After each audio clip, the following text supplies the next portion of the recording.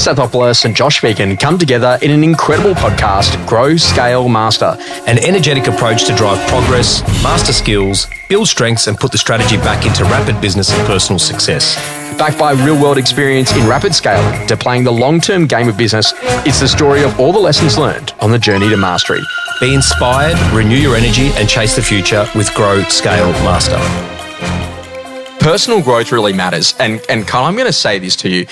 Like if you went back to a 16-year-old Josh Phegan, I was at school, year 10, and they turned around to me and they said, look, to be honest, you're not that great with English. You're not that good with people. You should probably think about maybe becoming an accountant. You're right. Yeah, and now I look at it, I'm not that good with numbers, but the basic thing is that, the amazing thing is that like there is no way I would have told you then that remotely that I'd be doing what I'm doing, that I'd be hanging out with the people I'm hanging out with, in the markets that I get to work in, commanding the types of things that we get to do, like the breadth and the depth and the experiences and, how everything is layered from being a DJ in a nightclub to music to newspapers to real estate to auctioneering to then becoming a real estate trainer and doing those things. And I think that this is really important about the power of growth. But, the interesting thing is that what I can tell you is that if you go onto my Amazon account and you have a look under the books that I've bought, I'm over 700 different books now. Wow. Now, I've got an addiction about that. I'm not sure it's healthy. Yeah. I didn't say I've read all of them. Yeah, I do the same thing. I collect books too. But I've read a lot. Yeah. And I can actually tell you the 20 that are the best. Yes. And so this is the interesting conversation is that, someone would say, hey, Josh, go and read this book on atomic habits. And I'm like, yeah, it's a 3 out of 10 for me. And they're like, but Josh, it was a 10 out of 10 for me. Have you not read Tony Schwartz's The Power of Full Engagement, which came out in circa 1996? Because that book smashes that. And this is the interesting conversation because you look at the foundation, that nothing is new, but it's as long as I guess that people are connecting with the idea and that they're growing, that's the thing that really matters. But it's like which ones have had the most profound impact. And I had learned really early on that if you want to learn something, go out there and seek it. Absolutely. And that's the only thing that university had taught me.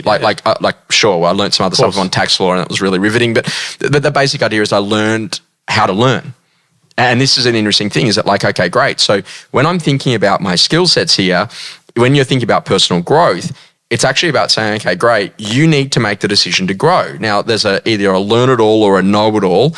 I walk into organizations all the time and I meet a ton of know-it-alls. And I also walk into other organizations and I meet a ton of learn-it-alls.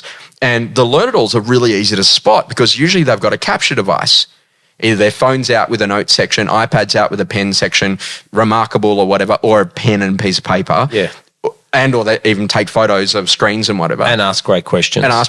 But they're engaged and they're contributing and they're in the workshop.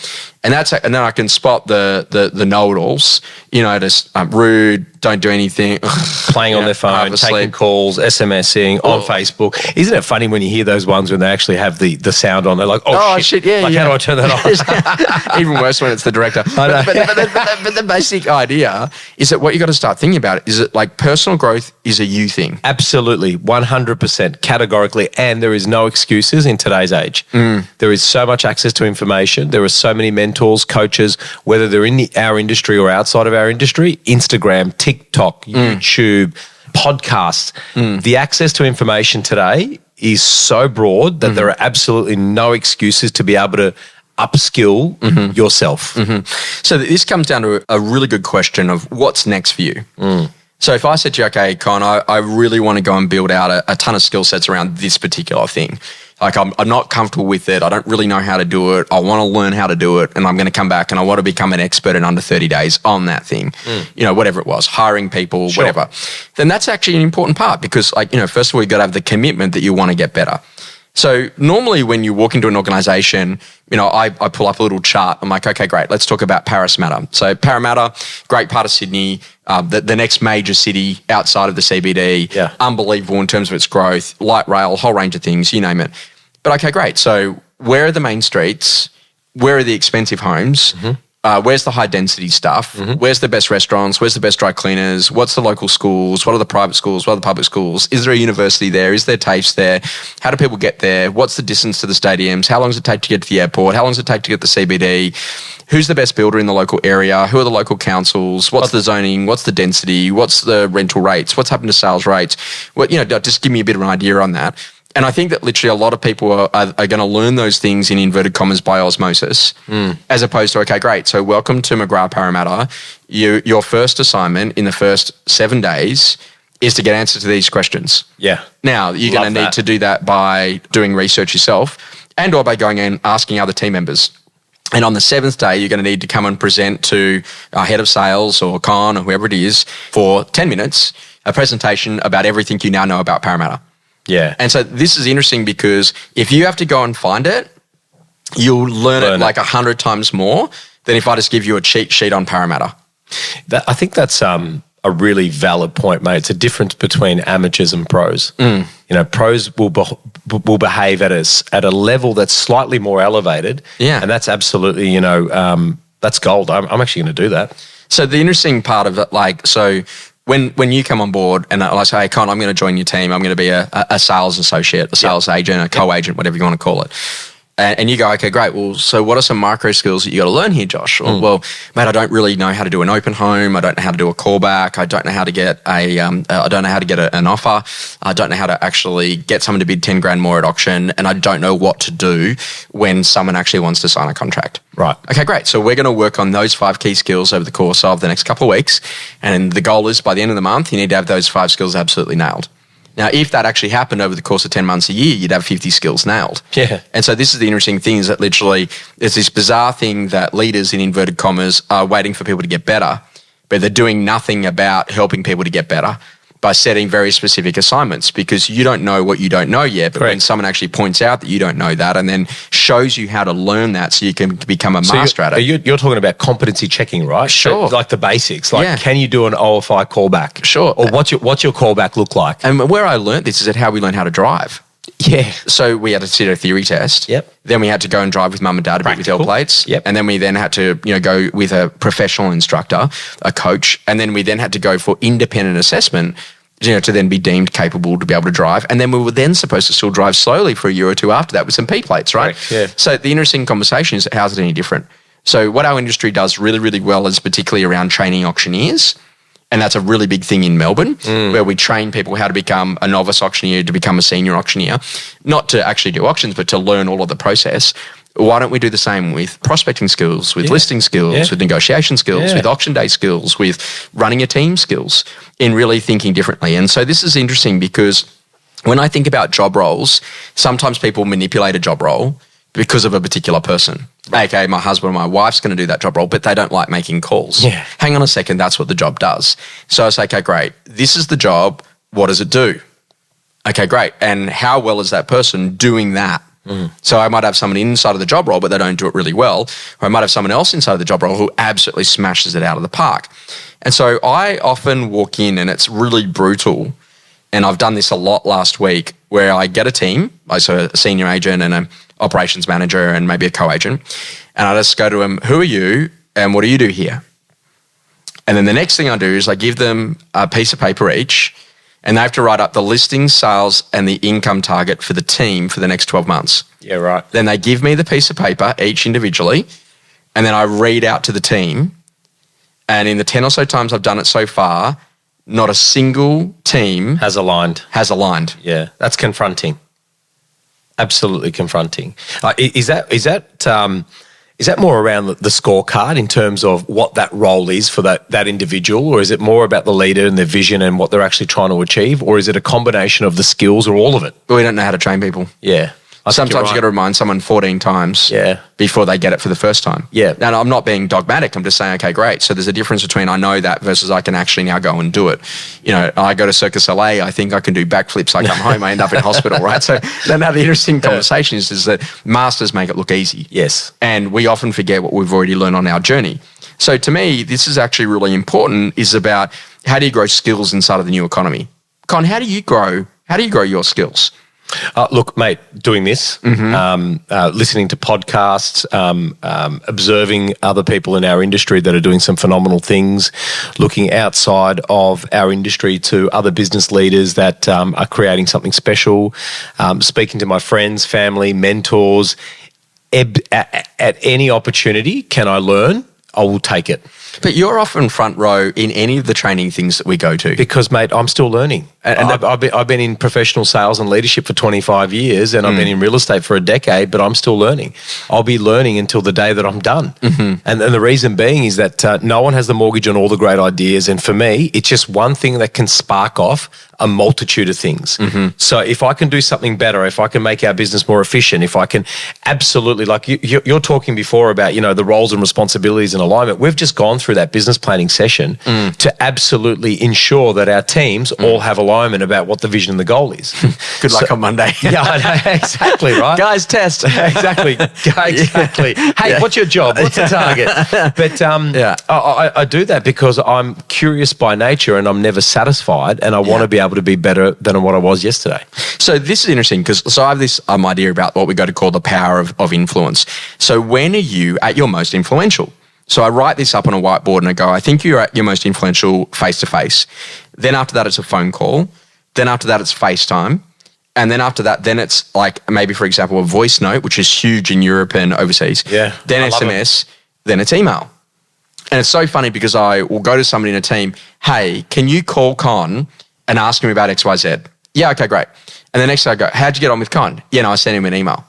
No, that's not the response. I didn't ask you to send him an email. That was the action. No, but I asked you to call him. Yeah. Do you know why I asked you to call him? Yeah. I wanted to see what he was like. Is he happy? Is he unhappy? Did he have a different point of view? Did he have a different suggestion? And if he didn't come back to you on the email, what do you think the job's done? And so this is where, okay, great. That's why I'm really specific about what I'm saying here. Can I get you to call Con? If I wanted to email Con, I would have done that, or I would have asked you, can you email Con a copy of that? Sure. And so this is actually about, really understanding, okay, great, power of influence. So to me, you got to go where you're uncomfortable. And so if you don't feel comfortable about financials, how to work out 10%, learn that. If you're uncomfortable, for example, about problem-solving skills, I don't know, like this always happens when maintenance happens in property management. Okay, great. Well, learn how to solve problems. Con, let me just repeat the problem back to you. I want to make sure I've got that clear. I'm going to need an hour or so. I'll come back to you with a possible solution. Great. So you don't have to deal with it then if you don't feel confident in doing it at that point. And maybe, for example, maybe you want to build some skills about risks. What are the risks inside of the business? How do I make sure that we are compliant and that we're doing all the right things? And this is really important because when you start to get personal growth right, you realize, hang on a second, this is bigger than me. This is the game of business. And what we're talking is that what are the drivers that makes the business move? Is it average sale price, volume, or fee? And once you've got that right, then okay, great. What are the other drivers? So clearance rate. So I'll give you an example. I was in one section of the Midlands in the UK the other day, and the driver was interesting because out of 100 properties taken to market, 50 would actually have an offer on them within 6 months. And out of the 50 that had an offer on them, 20 of them would ever get to settlement day or completion day. So 20% it's a 20% clearance. 20% clearance. And it made me realise how effective the majority of my Australian and New Zealand clientele are at 80 and 90 and 95% clearance from list to sale. And we do get some withdrawals and whatever, but on average, if I give a listing to you, I know it's going to get to sale outside of something weird happening in that sales process. So what's our clearance rate? Then what's your strike rate? And I don't reckon a lot of agents know this. So how many listing presentations did you actually go to and how many did you win? Correct. I think we know how many we won. Yeah. But you don't know how many you actually went to. Yeah. And then the next conversation is, okay, great, is then what I go to call, and it's an efficiency. It's the only title I've got for it. But how many market appraisals did you go to get a listing?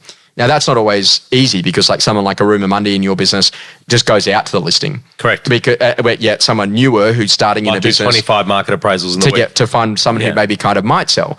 But this is really important to understand lead source to conversion and conversion to actually what gets sold. And this is actually, okay, great. Do you feel uncomfortable about some of those things? And if you do, that's where the personal growth moment happens. I think you're spot on, mate. I think you got to run towards the places that make you become challenged. I think you got to run towards that discomfort because that's where all the growth, and I mean, so cliche, that's where all the growth occurs. So every time you don't know how to read a P&L, go and do finance for non-finance managers course. It'll cost you $49 online. There you go. Now you can now you can read a P&L. Do you know what I mean? I totally agree. Experiences that rapidly shaped you. what business are you in?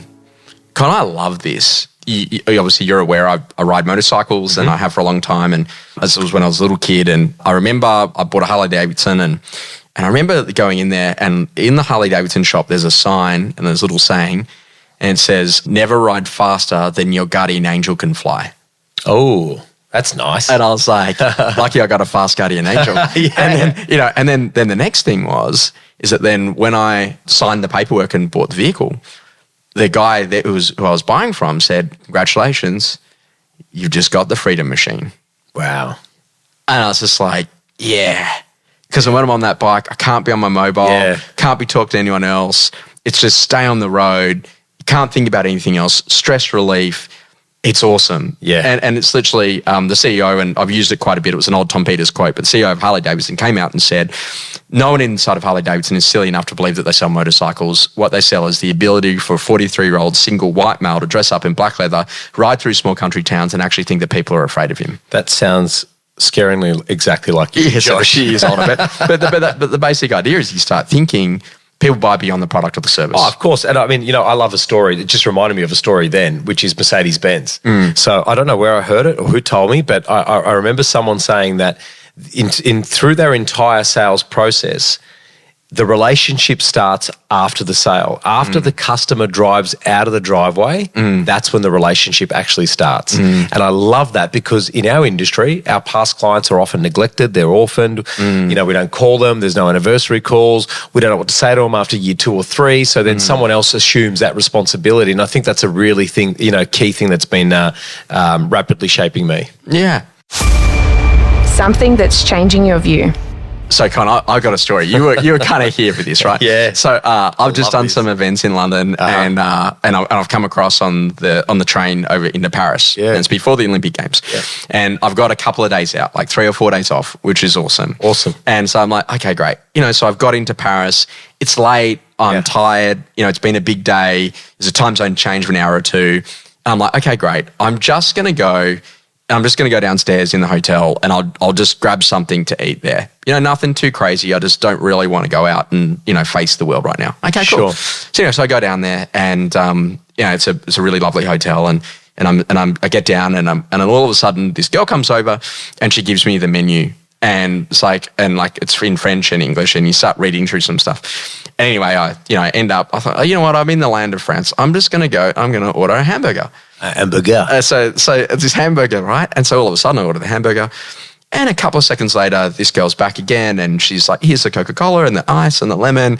And then all of a sudden the hamburger comes over and it's got a little bit of plant life on top of it and whatever. And she's like, oh, and by the way, I grew the herbs myself. And so she added all of this spice and energy to the delivery. How the hamburger turned up, everything turned up, everything that she did on that. And it was just a really fun, awesome dining experience. I remember because I was in Paris at the same time as you, and then we had breakfast the next morning. And you said, I had an incredible experience with the hamburger girl. Yeah. Because she actually made something that was so simple, so pleasurable. Oh, it's such a great experience. Love it. And, every single time you walk through the hotel, she'd, oh, hello, hey, Josh, good to see you. Literally, and so that's that whole key thing is that literally make someone feel like they're at home. Well, it's interesting, Josh, because I've actually got a quote for our team meeting tomorrow, which is, most people settle for what's the least I can do versus what's the most I can do. Take that extra leap when it comes to your business and watch things change around you. So good.